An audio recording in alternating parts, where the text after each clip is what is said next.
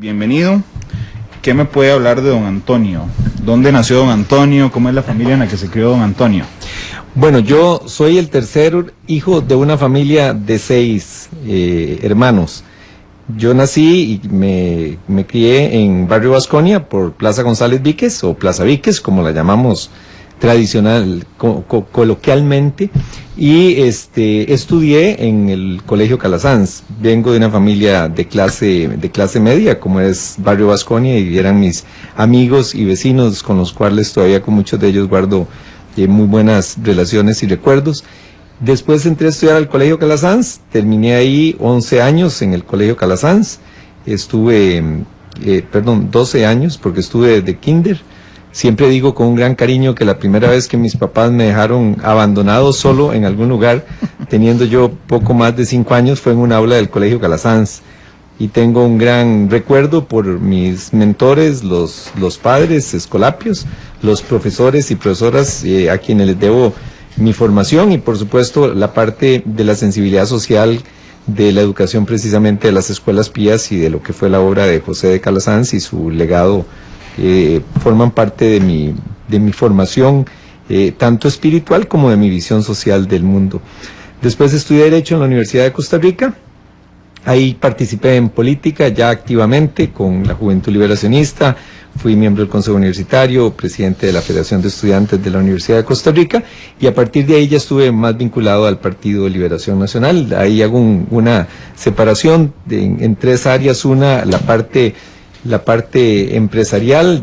Ya después de que me gradué de abogado empecé a entrar ya en el mundo de los negocios con pequeños emprendimientos. Sembré, distribuí, tosté maní, tuve una fábrica de zapatos con 3 amigos contemporáneos. Después nos fuimos dividiendo los negocios y desarrollamos emprendimientos que nos sirvieron mucho para ir aprendiendo nuestra parte y experiencia empresarial, hasta que en 1983 me parece fundamos la primera empresa financiera, que es lo que hoy se conoce como Fiduciaria Brunca, ya ahí directamente con Nuria, y seguimos en el mundo empresarial hasta entrar en el año 92, a la actividad bananera, que nos terminó ya de enrumbar exclusivamente a la actividad empresarial y dejamos la práctica profesional del derecho, en donde Nuria y yo ambos como abogados todavía practicábamos el ejercicio liberal de la abogacía, pero a partir de ahí ya nos dedicamos de lleno a la parte empresarial y después del banano pues vinieron otras actividades en las que nos hemos ido diversificando, tanto en actividades inmobiliarias como vinculadas a la actividad turística, con entretenimiento, ahora con una franquicia que vamos a instalar y establecer en el país. Y volviendo a la carrera política, después de la participación en la FEUR y de terminar mis estudios en la Universidad de Costa Rica, fui tesorero de la Juventud en la campaña de don Luis Alberto Monge, en la primera fui un activista de la Juventud Liberacionista, pero no tuve ningún cargo de responsabilidad. Ya después de que don Luis Alberto es presidente, a mitad de su gobierno me invita a que forme parte como presidente de Fertica, después paso a ocupar la presidencia ejecutiva del Consejo Nacional de Producción. Continúo desempeñándome en ese cargo en la administración de Óscar Arias, y en el año 87, cuando tenía yo 28 años de edad, Óscar Arias me nombra su ministro de Agricultura y Ganadería y después termino como ministro de Gobernación y Policía. De ahí nos vamos a estudiar una maestría a los Estados Unidos, estudiamos en la Universidad de Harvard. Nuria estudió los temas de política internacional, básicamente las relaciones entre Estados Unidos y Centroamérica. Yo estudié una maestría en Derecho y en Fiscalidad Internacional, el área tributaria y de Finanzas Públicas. Después, de nuevo, regresamos al país. En el año 94-98 fui diputado y presidente de la Asamblea Legislativa en el año 95. Desde entonces no volví a ocupar ningún cargo público hasta ahora, en el 2014, que volví como diputado y que me he desempeñado como presidente de la Asamblea Legislativa desde mayo del año pasado. Tengo 2 hijas, Adriana, quien está y participa con nosotros en la actividad empresarial, Andrea, que está conmigo como jefa de despacho en la Asamblea Legislativa y ha estado como jefa de despacho en la presidencia, trabajando ad honorem porque no se puede contratar hijos en la Asamblea Legislativa. Y tenemos una nieta que se llama Isabela, que es la locura de Nuria y mía. Nos hemos convertido en un trío ahí muy cercano. Isabela, Nuria y yo salimos mucho, paseamos mucho, andamos mucho tiempo juntos, ahora por la política mucho menos, pero sí compartimos mucho, y ahora estamos abriéndole el campo a Victoria, que es la nueva nieta que nacerá en junio, y entonces esperamos que ese trío pase a ser un cuarteto con Nuria y las dos nietas. Una es de Adriana y otra es de Andrea. No, las dos son de Adriana. Andrea contraerá matrimonio ahora en el mes de mayo, después de la convención, y estamos muy ilusionados con su boda, y por supuesto estamos también esperanzados en que nos haga vuelos. Ahora los muchachos son más lentos en ese tema de contraer matrimonio y de tener hijos de lo que éramos nosotros en nuestra época, ¿verdad? Sin duda. El martes, con cierta ironía, le pregunté a don Carlos Alvarado, que es precandidato del PAC, porque la última vez que estuvo aquí, recién nombrado ministro de Trabajo, me dijo que lo descartaba en lo absoluto ser precandidato presidencial. Usted, cuando estuvo aquí como presidente de la Asamblea Legislativa, me dijo: no, mi carrera política se acaba en 2018. Y a mí lo que me está preocupando es que haya contagioso algo aquí en la cabina, que a quienes yo invito recién estrenado un cargo terminan siendo precandidatos presidenciales. ¿Qué le pasó? Yo lo dije desde el 2013, que yo me retiraba de la actividad política pública el 30 de abril del 2018, cuando termino mi cargo de diputado. Y la verdad, debo decirle que estaba legítimamente convencido de que iba a terminar mi participación pública en política, no el participar o estar vinculado a Liberación Nacional, pero el ir a aspirar a un cargo o desempeñarme en algún cargo público. Di muchas entrevistas en esa línea, comenté que la política ha cambiado mucho, el tema de las redes sociales se ha prestado para hacer campañas de desprestigio hacia la gente. Vea usted los memes que me sacan, las cosas que me inventan mis adversarios, ¿verdad? Y si gana, espérese la campaña. Bueno, la campaña nacional no quiero ni pensar lo que va a ser, ¿verdad? Porque todavía entre compañeros hay algún recato, pero cuando venga la externa me imagino que será muchísimo más fuerte. Pero ¿qué pasó? Bueno, sinceramente, yo le di el apoyo a Óscar Arias para que fuera candidato presidencial y se enfrentara con José María Figueres.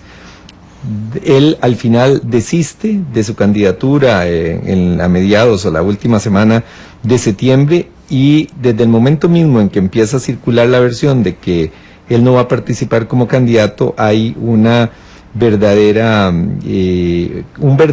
sentimiento que empieza a crecer de parte de la familia liberacionista de que hay que tener una opción que no sea José María Figueres.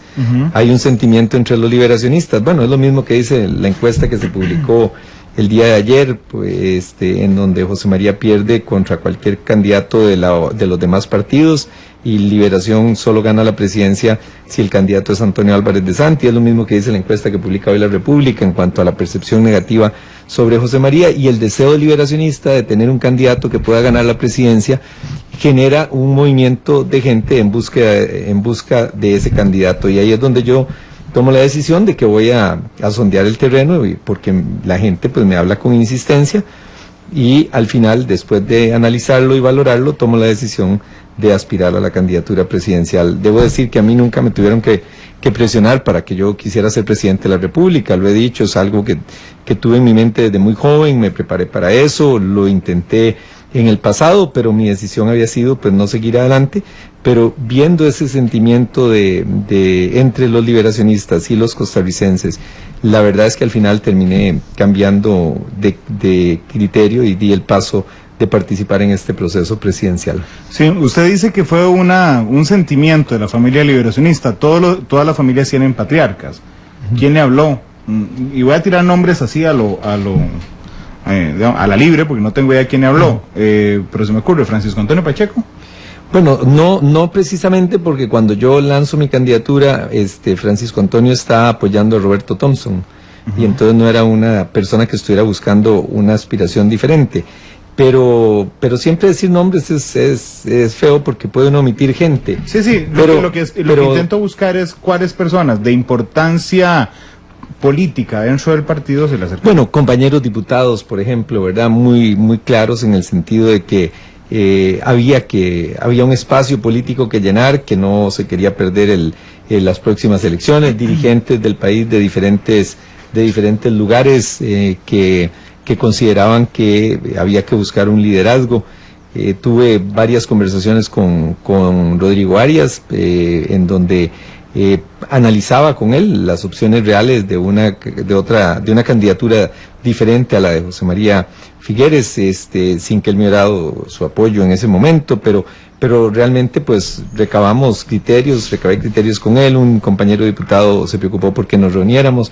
Después tuve también otra conversación con Oscar Arias directamente, viendo lo que era el escenario, y repito, no es que en su momento me hubieran dado el apoyo, pero sí coincidiendo la gran mayoría de las personas, por no decir la totalidad, de que había un espacio que llenar en Liberación Nacional y que ese espacio tenía que buscarse precisamente para que el partido pudiera ganar las próximas elecciones.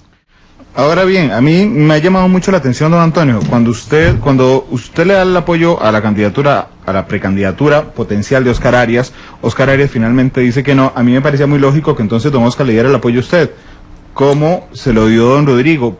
¿Por qué cree usted que pasó tanto tiempo, relativamente, entre el anuncio de su precandidatura y el apoyo de don Oscar? Bueno, habría que ver qué es tanto tiempo, ¿verdad? Porque la verdad porque yo anuncié mi candidatura en noviembre, a mitad de noviembre aproximadamente. Don Oscar me dio el apoyo ahora como mitad de enero, digamos que transcurrieron 2 meses, pero además en esos 2 meses está en medio de diciembre. Me parece que tal vez por las circunstancias o el momento oportuno, no creo que pueda uno encontrar ninguna razón que valga la pena mencionar porque tenga alguna característica especial. Me parece simplemente que la campaña empezó realmente a mediados de enero, cuando se dieron las inscripciones, y fue como 8 días después que me dieron su apoyo. Una de sus posiciones más polémicas, o que generó mayor reacción, es la explotación petrolera. ¿Usted qué cree de eso? No, yo sí estoy en contra de la explotación petrolera.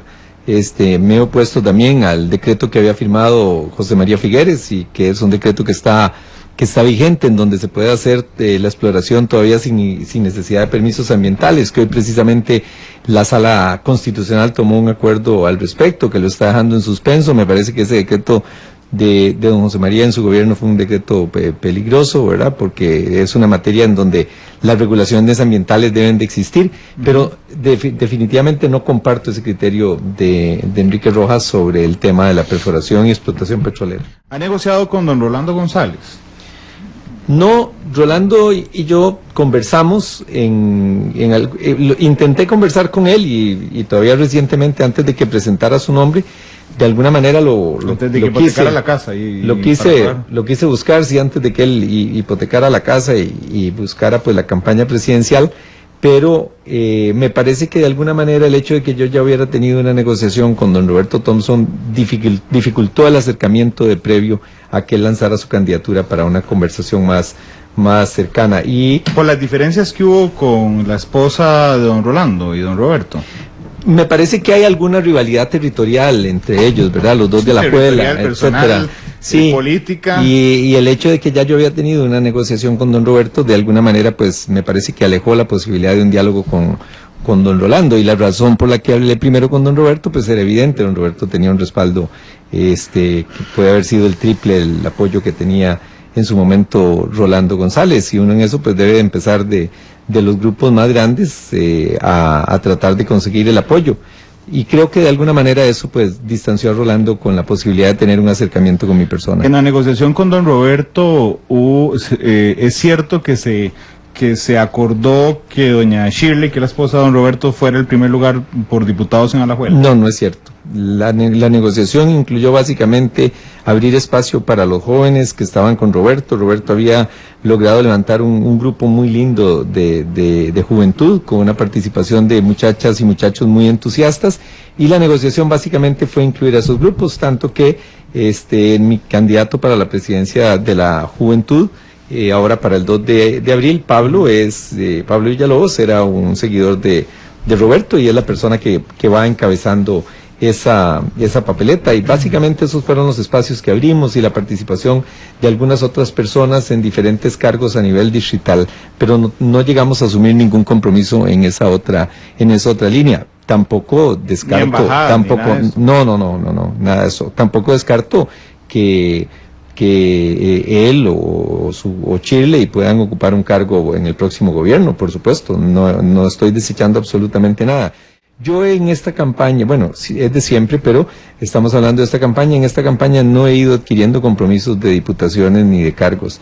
Esa es una política o un estilo político muy complicado que amarra mucho las manos de los candidatos, más ahora que no se sabe cómo va a encabezar cada provincia, porque debe haber paridad horizontal también. Eso quiere decir que habrán 3 diputaciones que tienen que ser encabezadas mínimo por un hombre o por una mujer, y entonces de ahí en adelante se dificulta cómo se organiza todo el mapa diputadil a partir de los géneros también. Claro, es que a don Roberto se le veían ganas de ser presidente. Y creo que las debe mantener. Él es una persona joven. Le pregunto si se dio el apoyo por puestos de la juventud, que lo acompañaban nada más. Sí, básicamente fue lo que armamos, porque son los cargos que hasta ahora estamos terminando de formalizar. Repito, Roberto primero tiene un gran futuro por delante, fue el alcalde más votado en la elección de alcaldes que se realizó, una historia en Alajuela de un resultado realmente impresionante.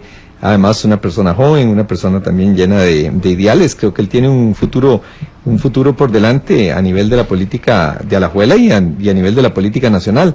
Ya cuando lleguemos al gobierno, pues veremos si él prefiere quedarse en Alajuela o si tendremos alguna opción para que forme parte del Poder Ejecutivo o en algún otro cargo, que tampoco lo hemos desechado, igual que Shirley, que es una mujer muy valiosa, me está ayudando muchísimo. Tiene a cargo la coordinación del día de las elecciones y además es una persona que tiene también un futuro por delante. Es una mujer inteligente, es una mujer que, como llamamos, de muñeca fuerte, que ejerce liderazgo y además muy trabajadora. ¿Usted me puede decir cuál es el ingreso de su familia mensual, don Antonio? Sí, está en mi salario con las empresas y con las dietas que yo estoy recibiendo. Recibo como 9 millones de colones mensuales, excluyendo lo que tiene que ver con, le digo de memoria, tal vez en números redondos, 10 millones de colones mensuales. ¿Usted o su familia, digamos, contando a doña Nuria? Bueno, ese es el salario que yo recibo de las empresas, es lo que declaro a la caja. Nuria, de memoria, qué pena, ahí sí no me animaría a decirle cuánto es, porque, bueno, eso lo recibe ella, no estoy en este momento al tanto, no es ganas de negarme, pero nosotros recibimos dietas de varias empresas, debo decirlo, con una gran transparencia, así como les comenté al inicio de la entrevista que yo vengo de una familia de clase media, que crecí en Barrio Vasconia. Plaza Víquez fue pues donde yo viví mi niñez y mi adolescencia. La verdad es que también debo decir que hemos tenido mucho éxito en el mundo empresarial. Hemos tomado riesgos como empresarios, esos riesgos han valido la pena en empresas exitosas. Hoy en día pues somos un grupo grande, damos empleo a más de 1.500 personas en el país. Tenemos operación en varias provincias de Costa Rica con nuestras empresas, y sí, somos exitosos desde el punto de vista empresarial, y lo que le estoy diciendo es lo que yo recibo como sueldos y dietas. Nuria debe de andar en una suma parecida, pero también puede ser que ella no esté cobrando todas las dietas que yo cobro por una decisión personal, porque como son empresas propias, pues tenemos una gran flexibilidad para poder hacerlo, pero en derecho tendría los mismos derechos que tengo yo, porque por supuesto somos socios por partes iguales. Por supuesto, y aquí recuerdo... Y además le comento, ¿sí? Esos ingresos que le estoy dando están todos en mi orden patronal de la Caja Costarricense del Seguro Social. Pago planillas por ese salario que recibo y pago impuestos de renta como corresponde también. No, y quiero recordar además que el que aspira a un puesto público es don Antonio. Sí, doña Nuria. Sí. Por eso hice una pregunta en general sobre su familia y ahí la dejo. Sí. Pero tiene que ver por esto, porque es que, don Antonio, cuando yo le pregunto a un precandidato y resulta que tiene un ingreso relativamente bajo también, la duda que surge inmediatamente es si cómo va a financiar una campaña si es carísima. Bueno, usted es un hombre acomodado, con Sí, todo el respeto, pero la campaña sigue siendo carísima. Claro, y además, como siempre lo digo, cualquier persona que quiera pues conocer nuestros ingresos es muy fácil porque solamente pregunta en Corvana cuánto exportan las empresas de Antonio Álvarez y es un registro público que está al alcance de todos los ciudadanos y pueden saber cuántas cajas de banano exportamos por año, cuántas hemos exportado en 25 años. El precio del banano lo establece el gobierno, entonces no es nada difícil en poder ubicar los ingresos que tenemos. Y yo en ese sentido sí soy transparente. Y repito, todo mi salario, el 100% de mi salario está reportado a la caja. ¿Está usando sus ahorros o se está basando en esos sí ya son así, no se preocupe? Sí. O está basándose en donaciones, don Antonio? Las dos. En una campaña para una persona, pues de ahí es evidentemente un costo elevadísimo, sí. Pero sí estoy con un grupo de amigos, de socios, de personas conocidas en el mundo empresarial del país y tanto de nivel alto como de nivel medio, de personas jóvenes, con el que estamos desarrollando toda una campaña de recolección de fondos, los cuales serán públicos conforme lo vaya definiendo la legislación que debemos de hacerlo público, pero sí, es una colaboración de diferentes grupos de personas. No estoy yo financiando mi campaña de manera directa o exclusivamente. ¿Tiene idea de cuánto ha gastado en esta precampaña? No tengo idea, ahí sí le mentiría. Sé que pagamos 25 millones de colones por la inscripción, ¿verdad? Para mí ha sido muy económica porque yo empecé ahora en enero. José María empezó con los contestatones y con la publicidad aquella en la que decía que la gente lo trataba mal y que le decían una palabra X y lo tuvo varias semanas al aire en los medios de comunicación en noviembre y diciembre. Yo empecé ahora, debo de tener 2 semanas de estar al aire. No, yo me los como. Yo me los como, no creo que José María tampoco en su vida haya cocinado un tamal. Pero en los comerciales sale haciendo el tamal. Bueno, pero yo creo que en su vida no creo que haya cocinado un tamal. ¿De verdad? Sí. ¿Por qué? Sí, porque usualmente los que estamos en política no somos personas que cocinamos tamales como una cuestión de costumbre. ¿Usted no cocina? No, yo caliento el agua y se me pasa. Yo hago carne asada, eso es lo que yo hago. Yo pongo carne en el asador y la termino de cocinar, ¿sí?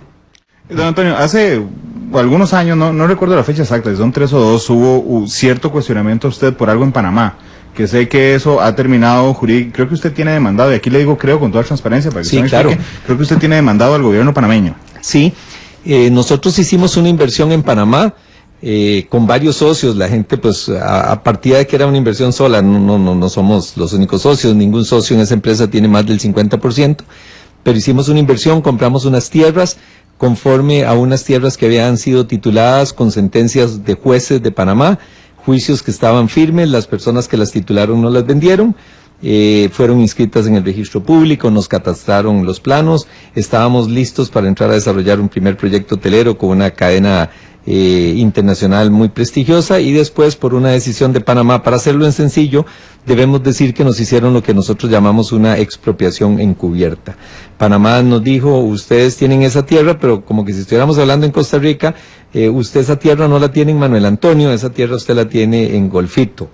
Entonces nos cambiaron la propiedad del lugar y tuvimos al final que demandar a Panamá en un arbitraje internacional ante el mismo órgano que acaba de resolver lo de RITEVE con Costa Rica, que se llama el CIADI, que es el Centro Internacional de Arbitraje y de Resolución de Disputas, y tenemos 2 años de estar en este juicio contra Panamá. Ahora Panamá se ha defendido, les hemos ganado 3 incidentes que se han discutido, pero la sentencia final del caso probablemente estará en febrero o abril del año entrante, pero estamos en un litigio entre Panamá y la empresa que nosotros representamos. Don Antonio, cuando usted renunció temporalmente a la presidencia de la Asamblea Legislativa, yo lo dije en estos micrófonos, en matices también, dije que yo no entendía la lógica del PAC, de que había tenido un presidente de la Asamblea Legislativa que les había ayudado a impulsar toda la reforma fiscal, y de un momento,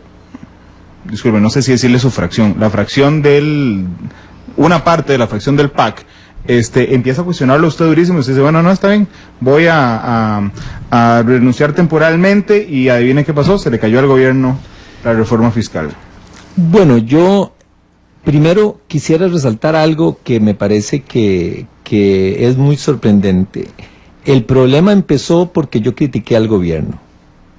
Y me parece que esa susceptibilidad entre diputados partidarios del gobierno que se resientan porque un candidato presidencial critique al gobierno es una susceptibilidad fuera de serie, y me parece que, se lo dije a los diputadas y diputados del PAC que me criticaron, me parece que van a pasar días muy, muy difíciles, porque cuando empiece la campaña electoral se va a criticar al gobierno, no de un precandidato, sino lo van a criticar todos los partidos que están inscritos, hasta el partido de gobierno.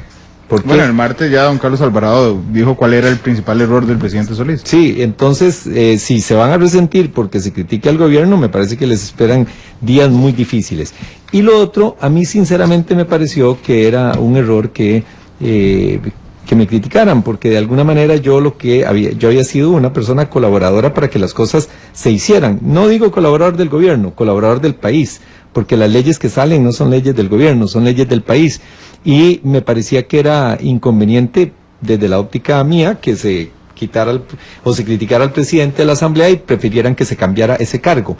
Ahora, debo decirlo, viéndolo ya ahora en retrospectiva, me parece que realmente yo no le convenía al PAC para estar en el puesto. Y le correspondía más un presidente del Movimiento Libertario. Pero es que déjeme decirle algo, recuerde que yo siempre he condicionado que avancemos en impuestos a que se den las reformas en materia de gasto y que se vieran los temas de empleo público, que respetan derechos adquiridos, que estaban excluyendo al magisterio, ahí no iban incluidos los maestros, etcétera, pero que se viera primero el proyecto de empleo público antes de los impuestos, y el gobierno renunció a empleo público y ahora quiere sacar los impuestos sin empleo público, y conmigo sí hubieran pegado con una pared, porque yo jamás hubiera dado ese paso. O sea, usted lo que entiende es que fue calculado, que ellos sabían que iban a quitar empleo público. Sí, yo no tengo una bola de cristal para decirlo, pero viendo lo que pasó en las últimas horas, creo que si ellos iban a pretender sacar impuestos sin empleo público, yo era la persona menos indicada, porque ahí no hubiéramos avanzado. Pero además le liberan a usted el tiempo. Claro, le liberaron el tiempo. Sí, yo intenté entrevistarlo como 4 veces y don Antonio siempre me decía, solo los viernes porque los demás días tengo que dirigir la discusión en la Asamblea. Me alegra que usted lo diga, porque yo soy una persona que me cuesta mucho no cumplir con mis responsabilidades, y las veces que dejé la presidencia fue o por la operación y los viajes que tuvimos que hacer con Nuria por su problema dichosamente ya superado de cáncer de pecho, en donde estuve fuera 2 periodos relativamente prolongados, pero el resto del tiempo yo siempre siempre presidí la Asamblea. A mí me costaba hasta bajarme de la silla por unos minutos, y no venía aquí porque me coincidía con el inicio de la sesión. Pero bueno, es cierto, ahora que no estoy, pues me dejaron a mí la agenda libre, y tengo mucho más tiempo para hacer campaña electoral. Yo además había renunciado al salario de diputado desde el 2 de enero, para que si seguía de presidente por estar mezclando las dos actividades, no devengar salario en la Asamblea Legislativa. Claro, por eso el ingreso que me dio no está contemplado el salario de la Asamblea Legislativa. No, yo le di mi salario de las empresas privadas, de que son empresas mías, y quiero hacerle esta aclaración, se lo digo porque uno puede recibir salario de empresas, pero no necesariamente son empresas propias, y entonces estaría yo recibiendo salario de terceros a los cuales no les estoy trabajando. Aquí obviamente me están subsidiando mis empresas, que solamente tienen 2 dueños, Nuria, mi esposa, y el otro dueño soy yo. Vámonos adelante en el tiempo. Digamos que usted gana la convención y gana las elecciones nacionales y se convierte en el próximo presidente de la República. Y le voy a contar, aunque a veces me vacilen, particularmente en Pelando el Ojo, de que yo siempre preparo el escenario antes de preguntar, no importa. La primera entrevista que le hice yo al presidente Solís como presidente, llevaba una lista de temas enormes. Y le decía, presidente, ¿usted le parece que tiene que haber una reforma constitucional sobre esto? Sí. ¿Sobre la deuda política? Sí. ¿Sobre la consulta legislativa? Sí. Y al final le dije, ¿cuál va a impulsar usted? Ninguna, no me voy a comer ese costo político, me parece que todas hay que hacerlas. Bueno, entonces, aquí le voy a pedir la división entre que sí le parece y qué impulsaría usted. Usted está ahí en la Asamblea Legislativa, reformas al reglamento legislativo. No me metería a buscar las reformas al reglamento legislativo, buscaría la negociación política. Este año mío en la Asamblea Legislativa ha demostrado que se puede trabajar, se puede avanzar. Hemos sacado una cantidad importantísima de leyes. Creo que casi todos los proyectos han sido votados por más de 40 votos. con más de 40 personas a favor, y en algunos casos unanimidad, o salvo el voto de doña Ligia, que es usualmente ya es disidente, y en ese sentido buscaría la negociación política más que la reforma del reglamento. La consulta legislativa a la Sala Constitucional. No me metería en ese tema, lo dejaría ahí. Creo que la consulta es útil. Ahí cuando uno está siente que se atrasan los proyectos, pero creo que es mejor terminar de depurarlos antes de que sean leyes y no después de que se conviertan en ley y terminen siendo declarados inconstitucionales. ¿La reelección presidencial continua? No me metería en ese tema. Yo creo que como está hoy en día, de que el presidente se vaya y pueda regresar 8 años después, me parece que es una buena forma. Creo que un presidente metido en campaña presidencial es complicado. Si es difícil gobernar, y gobernar pensando en que uno está en elección y que tiene que reelegirse, imagínese que yo tenía dificultades para ser presidente de la Asamblea y precandidato, imagínese presidente de Costa Rica y precandidato dentro del mismo partido. A futuro, no digo Antonio Álvarez, digo cualquiera que vaya a ser reelegido sucesivamente, no es para mí, no estaría de acuerdo. ¿El periodo presidencial qué le parece? Yo sí creo que debería ser de 5 años, me parece que eso es conveniente, además de que es conveniente para el país ahorrarse una elección cada 4 años, me parece que sería una economía muy grande lo que cuesta la política, pero podemos reducir el que estemos tanto tiempo en política.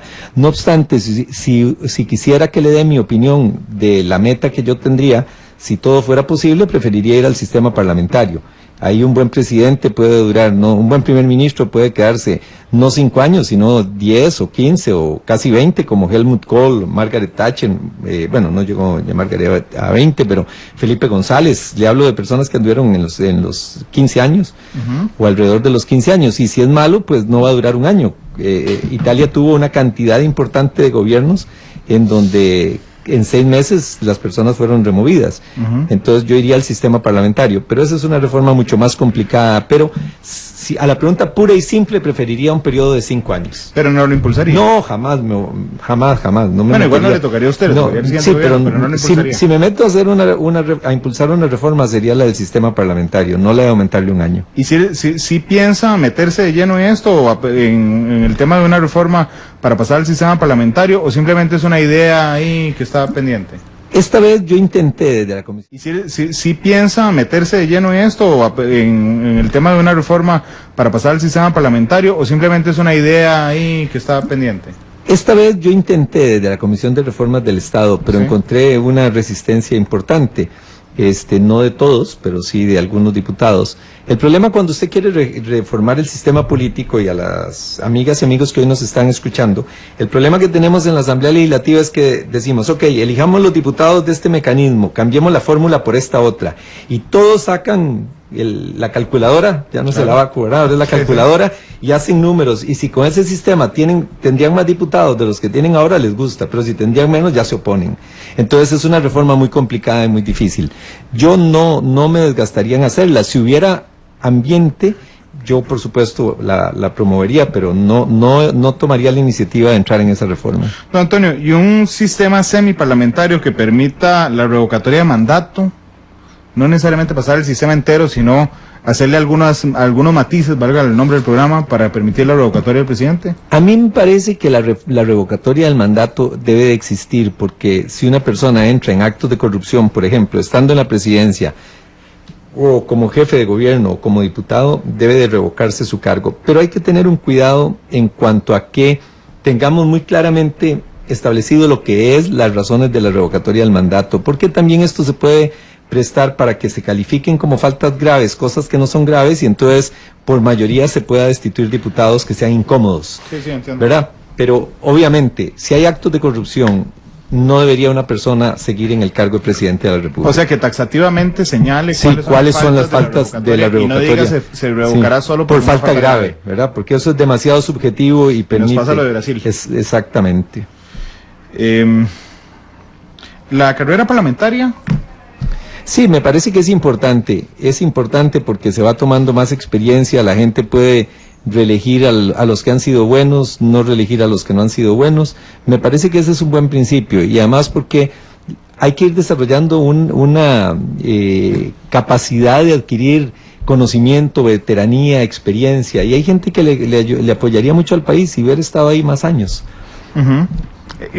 Bueno, ¿le parece bien, pero le impulsaría o no? No, yo no me metería en las reformas constitucionales, En ninguna, en sinceramente. En este momento, a hoy, por supuesto, no hemos venido a la campaña nacional, donde saldrán muchos otros temas, pero hoy yo no me metería como presidente de la República a desgastarme en una reforma constitucional.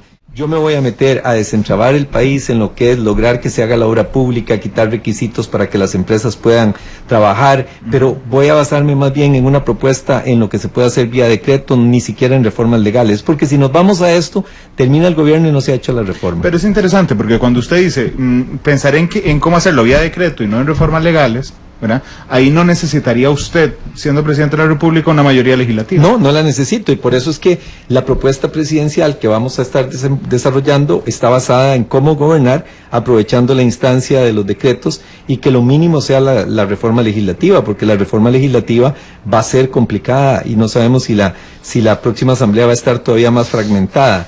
Entonces, si vamos a quedar a expensas de la Asamblea, va a ser mucho más difícil. Y si hablamos de reforma constitucional, que requiere 38 votos y 2 legislaturas, todavía más complicado.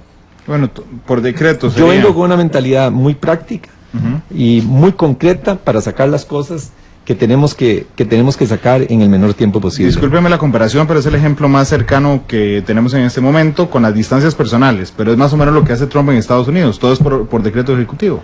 Bueno, yo no quisiera los contenidos. Yo no quisiera que me compare con Trump. Pues por eso le pedí disculpas al inicio. Completamente diferentes, empezando por el tema del respeto a las mujeres, verán. Con una mentalidad como la de Trump jamás hubiera podido tener el enorme placer que me ha representado por más de 34 años de estar casado con una mujer como Nuria. Jamás hubiera Nuria tolerado.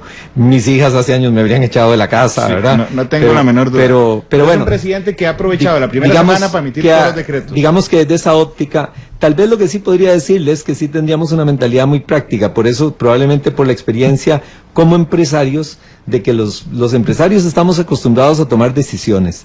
Si yo tengo un problema en una empresa, ese problema no se soluciona porque yo no decida y porque yo me haga el tonto y porque yo lo postergue como se acostumbra a hacer en el gobierno, que no se decide para coger el camino fácil. Si uno en una empresa tiene un problema, tiene que resolver de inmediato. Llama a la gente que sabe, se asesora, pero se resuelve y se hace de inmediato. Yo estoy acostumbrado a resolver y a liderar. Y como presidente resolvería y ejercería liderazgo para hacer las cosas. Y en eso felicito a Trump, que sí está actuando desde esa perspectiva, aun cuando no comparta su criterio. Exactamente, claro. Un CEO país, digamos un gerente país, para decirlo en español, ¿verdad? Sí. Don Antonio, esos temas podrán parecer un día estos, alguien me dijo, es que los temas que preguntas son temas como muy elevados para la vida cotidiana, pero no necesariamente, porque mi punto de respuesta tiene que ver con gobernanza, y la gobernanza es importante. No, me parece muy concreto, más bien eso es bueno, porque el político le gusta quedarse en los claroscuros, ¿verdad? Es que para mí realmente sería más sencillo preguntarle a Antonio, ¿sabe cuánto cuesta una bolsa de 2 kilos de arroz? Pero es que eso no permite la gobernanza. Y déjeme decirle, probablemente algunos de esos no los conozco, los candidatos se los aprenden de memoria cuando vienen a las entrevistas porque nunca van a comprar arroz. Yo prefiero decirle la verdad, yo no soy el que compra el arroz. Bueno, ni yo tampoco, no soy candidato presidencial. Entonces, no voy a inventarle que cuánto cuesta un bus si yo no viajo en bus. Viajo en bus cuando vamos a los paseos en bicicleta, que nos venimos en buses que hemos alquilado después de que llegamos a Quepos o que llegamos a algún otro lugar, pero yo no viajo en bus, yo viajo en carro y no le voy a mentir al país sobre una realidad que es en la que yo vivo.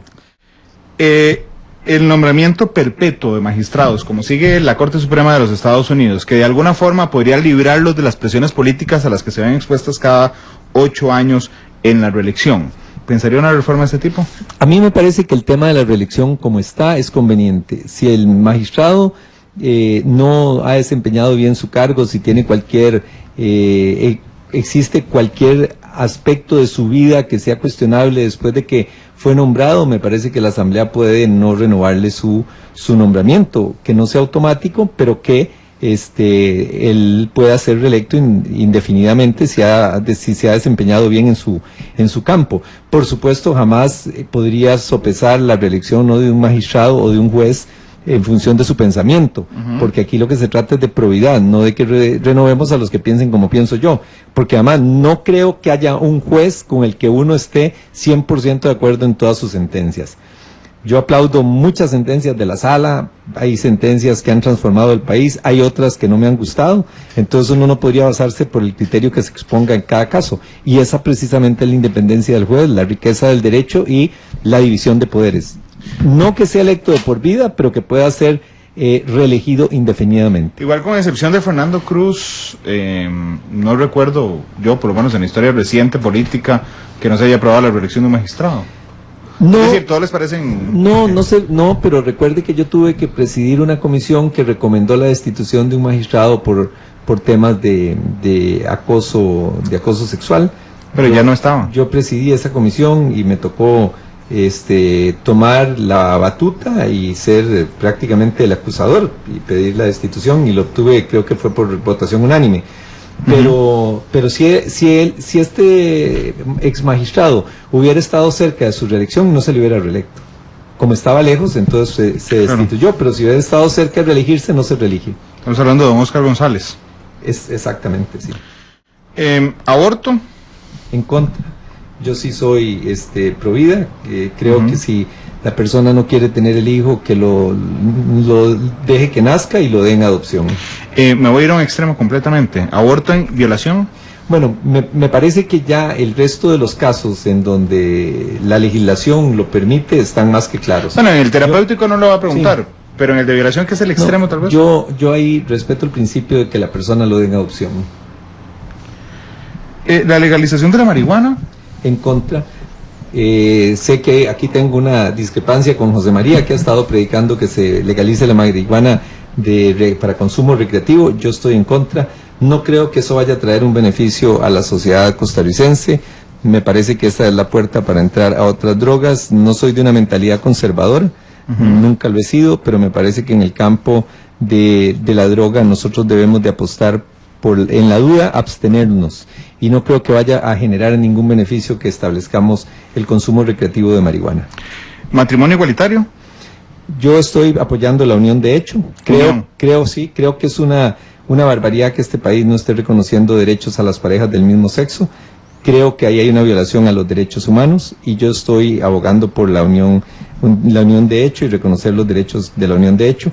Creo que aquí a nivel legislativo no se va a tomar una definición. Tenemos el proyecto de ley en este momento que no camina y está ahí pegado.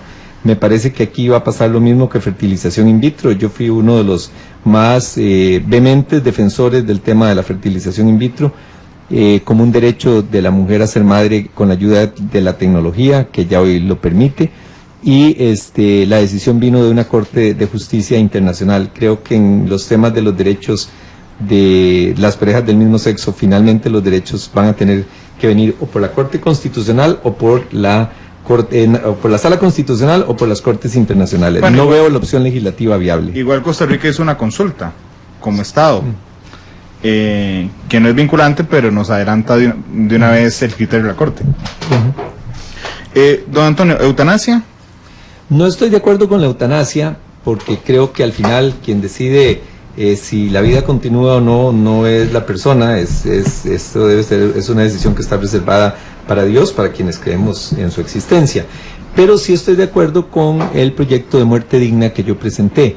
Si yo estoy en una enfermedad terminal que es degenerativa, yo debo de tener el derecho de pedirle a los médicos que no me apliquen más tratamientos y que me dejen descansar de manera natural y tranquila, y que no tengo por qué someterme a tratamientos que solo me van a prolongar la vida por unos pocos meses y que a la vez me va a significar una pérdida en mi calidad de vida. Yo creo en los cuidados paliativos, creo en que no debe de haber un ensañamiento terapéutico, de que el médico se empeñe por todas las vías de tratar de mantenerme vivo, y creo que en esas enfermedades terminales degenerativas debemos de permitir que el paciente escoja cuando su tratamiento termine. Déjeme ponerlo en términos muy prácticos, no que lo maten, sino que lo dejen morir. Así es. Yo no quisiera, y toco madera, pero no quisiera estar entubado y ser sometido respiratoriamente a una máquina que no me va a dejar moverme y que estaré pegado a ella todo el tiempo. Por supuesto no le hablo el caso de un accidente, es una cosa temporal, si fuera ahora pues desearía que me ayuden en mi condición para recuperarme si tengo un accidente de cualquier naturaleza. Pero me gustaría ya en una persona, exactamente. Y ahí preferiría que no se me someta, por ejemplo, al intubamiento. Preferiría que me dejen descansar sin dolor. ¿Qué haría con la DIS? Yo soy un defensor de la existencia de la DIS. Yo fui ministro de Gobernación, conozco las ventajas que tenemos de mantener inteligencia y además somos un país sin ejército. Un país sin ejército por lo menos tiene que mantener la información. A mí me parece que la DIS es un órgano del Estado que cumple una función importante, recabar información, conocer lo que está sucediendo, las amenazas que tenemos como país, etcétera, ingreso más ahora con temas de terrorismo, en donde la DIS debe de existir como tal. No veo a la DIS para que se ponga a intervenir los teléfonos de los políticos y de los precandidatos para ver qué es lo que decimos unos a otros, y ahí por supuesto que lo sancionaría y tomaría medidas para castigos penales por violación a la privacidad, pero sí soy un defensor de la existencia de la DIS. Déjeme volver un momento a las uniones civiles entre personas del mismo sexo. ¿Permitiría la adopción? La adopción no es una decisión que venga de la pareja, es una decisión que viene de la condición del niño y la condición de los adoptantes. Entonces, en ese sentido, lo dejo en manos de los psicólogos, de los expertos, en donde son ellos los que deben de decir quién debe o no adoptar, sea que se trate de personas solas, de personas que viven en pareja, de personas que estén casadas, como lo estamos Nuria y yo, o simplemente de personas que vivan en unión libre. Yo creo que ese es un tema técnico, pensando en el beneficio del menor. ¿Quién es la persona que lo debe de adoptar? No pondría ninguna limitación al respecto. Le pregunta en Twitter Leo Brenes que qué opina de la concesión de APM Terminals, que el sector bananero estuvo en contra. Hoy en día, por supuesto, que como presidente permitiría y respaldaría que el proyecto siga.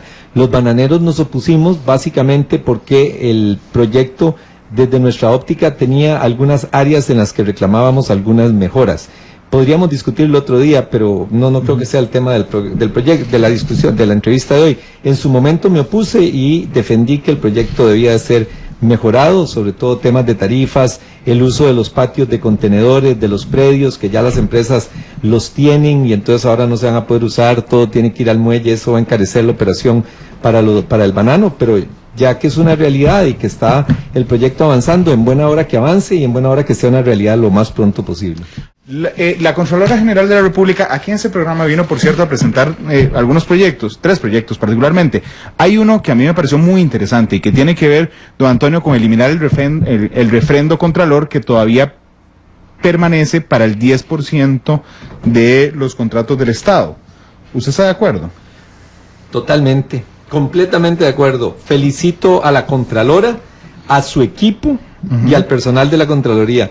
Esas 3 leyes las debemos de aprobar y lo antes posible. Significan un cambio en la visión de la Contraloría y del ejercicio del régimen de control de la hacienda pública. Me parece un trabajo muy, muy bien hecho.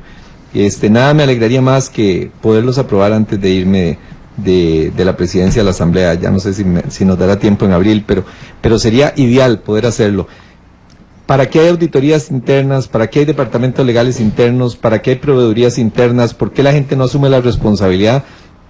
Esa forma de lavarse las manos y mandarle todo a la Contraloría para que la Contraloría entonces lo ratifique. Entonces ya como la Contraloría dijo que sí, entonces todo el mundo quedó contento porque tiene una bendición y se lava las manos. A mí me parece que en este país hay que asumir responsabilidades. Y uno cuando gobierna y cuando manda y tiene un puesto, es muy lindo tener el nombre y el título de presidente, de gerente, de director de departamento, también tiene que asumir responsabilidades. Y esto va a acelerar en mucho el desarrollo de los proyectos y de las obras que se tienen que hacer en el país. Y vamos a un sistema moderno de control. Ayer que sale la encuesta de Sid Gallup para Repetel Central de Radios y la República, surgen datos interesantes. Uno de esos es que la corrupción dejó de ser, digamos, una de las primeras preocupaciones de los costarricenses, pero sube la inseguridad nuevamente.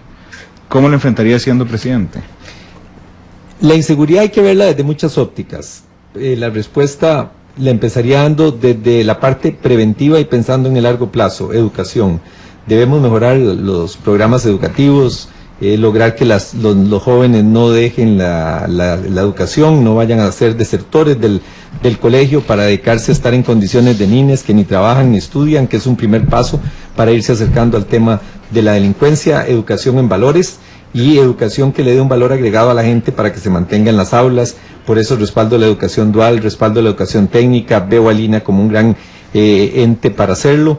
Creo que hay que luchar contra la desigualdad. Mentiras que porque una persona es pobre tenga y quiera, vea los lujos, se debe convertir o se va a convertir en un delincuente. Pero la inequidad, una sociedad tan dividida, una sociedad donde hay una desigualdad tan grande, es una vía para que viene a establecer una tentación para caer en eso. Entonces creo que debe de haber también inversión en los programas sociales, tener áreas recreativas en los barrios, sobre todo en los barrios pobres, utilizar el deporte para lograr sacar adelante a muchos muchachos, zonas como Limón, que son verdaderas zonas deportivas donde hay semillero de deportistas. Deberíamos de tener el deporte para que la gente esté ahí y alejarlo de las pandillas, etcétera. Ese como un paso en el mediano y largo plazo. En el corto plazo, la parte policial, donde debemos de colocar cámaras de televisión en los diferentes barrios, en los parques, en las zonas públicas, usar la tecnología para prevenir el delito. Hoy me comentaba una delegación de dirigentes que me están ayudando en San Rafael de Heredia, que no hay forma de entrar a San Rafael sin que las cámaras lo tomen a usted. Bueno, qué dicha. Todo eso ayuda, todo el uso de la tecnología. Ya en la Asamblea Legislativa aprobamos la ley de el impuesto a las personas jurídicas. Eso le debería dar alrededor de 50,000 millones al año a los cuerpos policiales para comprar equipos, para comprar radios, carros, motos, sistemas de transporte, comunicación, y para poder nombrar 1,000 policías más, por lo menos, para poder combatir el tema del narcotráfico y la delincuencia en general. Además, cambiaría y invertiría en el sistema penitenciario. Yo soy muy draconiano, creo que la gente tiene que ir a la cárcel si comete un delito, que debe cumplir su pena completa, pero que debe cumplirla con respeto a los derechos humanos. Y hoy en día nuestras cárceles violan los derechos humanos, y creo que ese sistema penitenciario debemos de invertir en él para lograr que podamos ir generando la forma de reinsertar socialmente a las personas con trabajo, para que cuando salga de la prisión no vuelva a caer en la parte delictiva. Y por último, siempre he dicho que uno debe de tomar las cosas buenas que ve de los demás. Hay un proyecto de nuevo Código Procesal Penal que ha venido trabajando Mario Redondo, mi compañero diputado, que no es de mi partido, pero que es un buen proyecto, que ha venido trabajando con magistrados y especialistas en derecho penal, que podría pasar que los juicios se tramiten en un plazo muy corto, de 6 a 12 meses. Tenemos que promover esa nueva ley, la ley de justicia restaurativa que ha impulsado la magistrada doña Doris Arias, que es una ley que incluso yo acogí, que permite que no todo delincuente primario termine en la cárcel, para darle una segunda oportunidad, pero restituyéndole el delito a las víctimas. Ese es un buen paso. Y por último, la parte represiva. Yo estoy con la ley de extinción de dominio. Hay que quitarle los bienes materiales a los narcos, a los que lavan dinero, a los que han estado en actos de corrupción. La ley está ahí, puede ser aprobada en cualquier momento. Si nosotros le quitamos la riqueza material a los que están metidos en estas actividades, les damos el golpe más fuerte, y no ir a la cárcel y después salir millonarios. Si les quitamos la riqueza material, les quitamos su verdadero poder, y la ley de extinción de dominio permite eso. Y sí creo en la ayuda internacional, en el apoyo de los Estados Unidos y de otros países para intercambio de información, sistemas de radares, aviones que nos ayuden y lanchas rápidas, guardacostas que nos ayuden a velar por el espacio aéreo y el mar. Perdone que hable tan a la carrera, pero este es un tema muy complicado. La obra pública por fideicomiso. Le pego con otra. ¿Qué haría en el MOP? Bueno, yo voy más allá, más bien, yo creo que hay que avanzar en las alianzas público-privadas, creo en la concesión de obra pública. Los fideicomisos hay que estudiarlos un poco más a fondo, porque no han resultado tan rápidos y eficientes como creíamos. Veamos que no ha salido el fideicomiso de San Ramón. San José San Ramón, que ya fue aprobado por la Asamblea Legislativa. Ahí estamos con el fideicomiso de construcción del nuevo edificio de la Asamblea, en donde pues debo decir que hemos trabajado bien con el Banco de Costa Rica. Se señalaron algunos problemas administrativos por parte de la Contraloría, ya se corrigieron y se están arreglando, pero el fideicomiso no ha resultado ser tan efectivo. Yo voy con alianzas público-privadas, voy con concesión de obra pública y todos los mecanismos que nos permitan poder avanzar. Estoy planteando la propuesta del tren eléctrico mediante un acuerdo de gobierno a gobierno para poder empezar en mayo del 2018, y ya sería, y deberíamos de avanzar con Alemania, China, Japón o España para que podamos tener ese tren. Ya está, existe la vía, lo que se tiene que hacer es la construcción, y me parece que no deberíamos de atrasarlo, y la vía de ir de gobierno a gobierno, en ese caso específicamente el tren eléctrico, sería fundamental. Yo no tengo prejuicios ideológicos de que creo que tiene que ser por el Estado y solo el Estado el que lo debe de hacer. Por eso me duele que este gobierno no haya firmado la ampliación de la Ruta 27, que está en concesión de obra pública, y podríamos estar ya construyendo para que esa ruta tenga el doble de la capacidad que tiene actualmente. Don Antonio, el impuesto único a los combustibles que nos afecta tremendamente la competitividad, pero entiendo que si no el gobierno no tendría plata para funcionar, ¿lo mantendría así como está o se le metería el tema? No, sí lo mantendría, sí lo mantendría como está. Sí, en algún momento pensé que debíamos de tener algunos parámetros para disminuirlo automáticamente cuando la gasolina subiera a un precio determinado, pero el petróleo ha venido bajando, ya casi que se puede decir que estará en los $50, más o menos 5, y creo que ahí va a venir una estabilidad en ese sentido. No lo tocaría. La Procuraduría de la Ética Pública emite informes y dictámenes. ¿En un gobierno suyo serían vinculantes?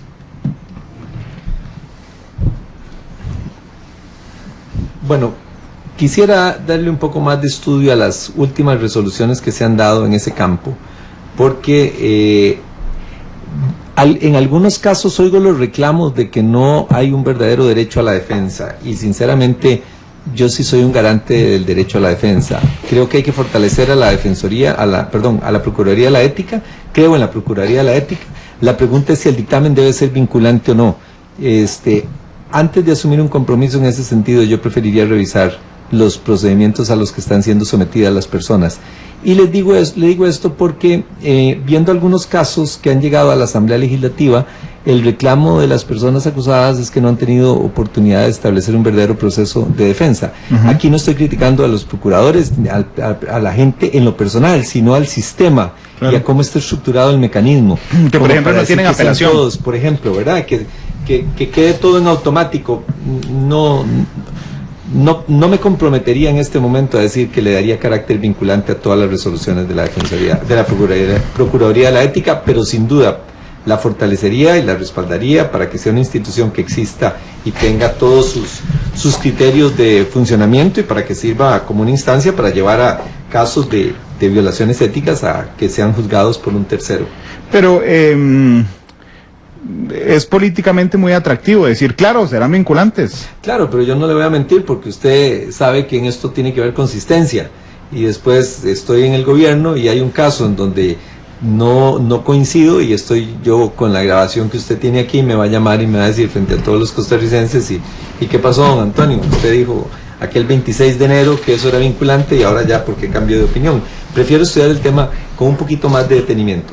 Pero repito, creo en la Procuraduría de la Ética. Lo que voy a estudiar es si sus fallos deberían de ser vinculantes, sobre todo si efectivamente son a conciencia y no tienen apelación. ¿Recope? ¿Le haría algún cambio? Yo no tendría problema en que fuéramos abriendo los monopolios en materia de combustibles. Ningún problema. ¿Poniéndole competencia al Recope o privatizando el Recope? No privatizando el Recope, sino permitiendo operadores privados. Y sinceramente la experiencia que tenemos en banca, la experiencia que tenemos en telecomunicaciones demuestra que la existencia de la competencia viene a ayudar a todos. Lo que sí no haría yo es entrar en una refinería y el desarrollo de una refinería para construir y modernizar la que tiene actualmente Recope. Yo me he opuesto a Soresco. Don Antonio, cuando usted ve en retrospectiva su vida pública política,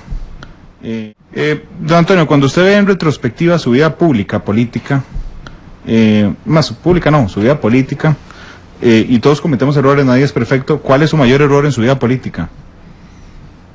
Es una buena pregunta.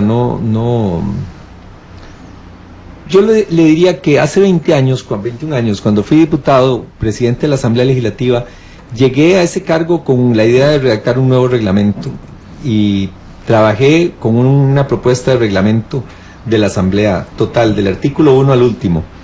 El proyecto se pegó porque reducía el uso de la palabra y los diputados me hicieron un escándalo diciendo es que Toño Álvarez lo que quiere es que seamos diputados mudos, y el proyecto se pegó por ese detalle y de ahí nunca avanzó. Era un buen trabajo que había empezado Danilo Chaverri, había participado Roberto Tovar, habíamos invitado a Miguel Ángel Rodríguez, también había participado Oscar Soleil, había sido otro de los que había opinado sobre el tema, que se había venido preparando con mucha seriedad y se quedó pegado por eso. Si yo volviera y hubiera vuelto hace 20 años, buscaría cambiar 2 artículos: el que modifica el conocimiento de las mociones de reiteración, para que las mociones de reiteración tengan que votarse en 5 días y evitaríamos lo que vivimos ahora en diciembre, trabajar todos los días horas de horas para conocer 200 y pico reiteraciones del movimiento libertario, y le pondría un plazo al trámite en comisión. Solo hubiera modificado 2 artículos y no un proyecto perfecto. En este país lo perfecto es enemigo de lo bueno, pero en Costa Rica, cuando usted es ambicioso en la reforma, obtiene resultados muy pobres. Ahora yo me orientaría por quitar los cuellos de botella. ¿Pero usted cree que todo que se logre por decreto? ¿Deberá quitar los cuellos de botella? No todo, pero una buena parte. Si quiere, cualquier día de estos hablamos sobre lo que vamos a plantear, porque bueno, ya tenemos poco tiempo, pero sí, le podría sorprender lo que podríamos hacer en materia de desregulación y otras áreas, simplemente con acuerdos y decisiones administrativas. Sí, si es por decreto, porque a nadie se le ha ocurrido en gobierno. Bueno, porque es que cada decreto que usted firma tiene enemigos. Cada decreto que usted firma, hay gente que se le opone, ¿verdad? Porque hay... ¿Y usted está dispuesto a comerse sus pleitos? Por supuesto. Vea, en la vida empresarial, que ha sido mi experiencia, si usted no toma decisiones y las que son correctas y las implementa, usted fracasa en sus proyectos empresariales. Y yo no vengo a tener el proyecto país como un proyecto que vaya a fracasar. Usted tiene que ser firme, tomar las decisiones e ir adelante. Pero por supuesto, cada proyecto y cada decreto que usted hace, hay una burocracia que se le opone, hay un grupo de gente, permítame usar la palabra, que son montados del gobierno, que quieren seguir montados y que quieren seguir usufructuando, y además facilita la corrupción. ¿Por qué el gobierno digital se bloquea tanto cuando deberíamos de avanzar en gobierno digital? Que cada vez que hay una fila, hay un foco de corrupción, decía un exdiputado. Bueno, hay que ir buscando la forma de eliminar esas filas, y hay gente que prefiere mantener las filas, y hay gente que cree que si se quitan trámites su puesto va a peligrar, y bueno, y hay otros que consideran que ambientalmente hay que restringir y no facilitar que se hagan cosas. Entonces no va a ser tampoco fácil. Sí, me falta un corte comercial. Vamos al corte comercial, ya volvemos. Gracias, don Víctor. Vamos a la pausa, ya volvemos. Porque la realidad tiene muchos tonos, matices.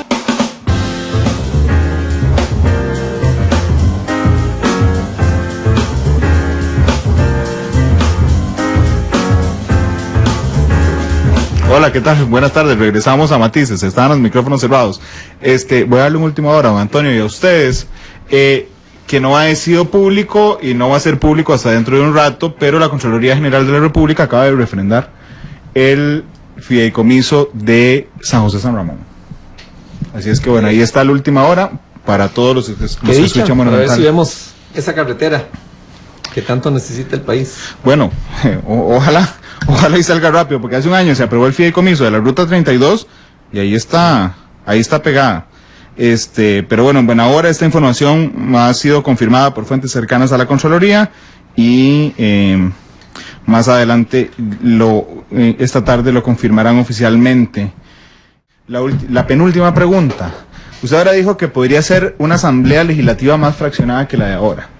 Está planteando gobernar al país en muchas partes por decreto, pero necesariamente deberá necesitar la asamblea legislativa. Claro. ¿Cómo va a ser para lograr una mayoría que permita la gobernabilidad del Ejecutivo? Bueno, primero, lo que el costarricense ha visto, que es mi trabajo en este año, buscar acuerdos políticos y lograr sacarlos, y la verdad es que debemos de reconocer que hemos trabajado muy bien este año que he estado yo en la presidencia, con la colaboración de 56 compañeros y compañeras, y creo que estamos en condición de poder buscar los acuerdos políticos, y vamos a tener que ir a un gobierno de unidad nacional, de negociación, de diálogo, etcétera, porque sí es importante que nosotros tengamos eso como una instancia en el país. Pero se le va a enojar si todo lo hace por decreto antes, o intenta hacerlo por decreto. Bueno, no necesariamente, porque siempre habrán temas legislativos, ¿verdad? Y el presupuesto de la República tendrá que ir a la Asamblea, etcétera. No es que vamos a renunciar a que haya leyes. Lo que estoy impulsando es que las cosas de urgencia que tenemos que sacar lo antes posible para que no se nos vayan los 4 años en planes es Decreto. Hay que sacarlo por decreto. Sí. Don Antonio, una de las preguntas más... Esta pregunta solo se la puedo hacer a usted y nada más a usted. ¿Cómo se llaman sus seguidores? ¿Toñistas, alvaristas o desantistas? De todas las formas. Ahí sacamos el video el otro día porque la gente se define como toñistas y desantistas, básicamente, ¿verdad? Alvaristas no. Alvaristas no tanto, toñistas y desantistas. Aunque a veces le digan Álvaro a usted. Sí, alvaristas no. Más que todo son desantistas y toñistas. Don Antonio, gracias por venir. No, muchísimas gracias más bien por la invitación, una entrevista muy dinámica. Gracias, lo invito de una vez. La otra semana les pasamos la fecha en particular, pero la última semana de marzo será el debate de Monumental para las elecciones para la Convención Interna de Liberación Nacional. No sé qué día es, no sé a qué hora Yo va a ser, tampoco pero todavía. ya le confirmo que voy a estar aquí presente, por supuesto. Gracias, don Antonio.